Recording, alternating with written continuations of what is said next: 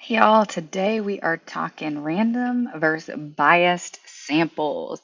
So, when you are trying to do a survey and gather information from people, there are ways to collect data that will give you valid data, which would be utilizing a random sample, where we're asking a bunch of random people who are from all walks of life, all areas of the city, all places. Okay, something that we cannot necessarily, we don't want to control that. Okay, or a bias sample where would be something like if we are at a football game and we survey people on what their favorite sport is. Well, it's really, really likely that those people are probably going to pick football, right? Because they're all at a football game.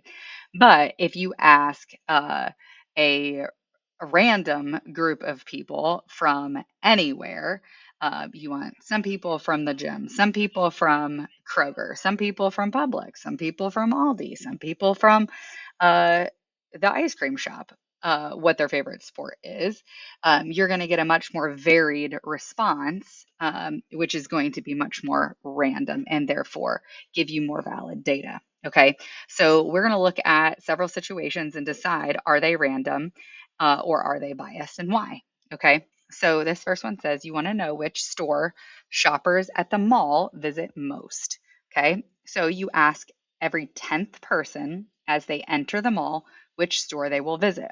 Okay, this is going to be random because it's people going into mall, and specifically, we want to know which stores in the mall they're going to be shopping at. Okay, so it wouldn't necessarily make sense for us to go to a gym across the city and ask them which store they shop at the mall. We want to ask mall shoppers which store they most frequent at the mall.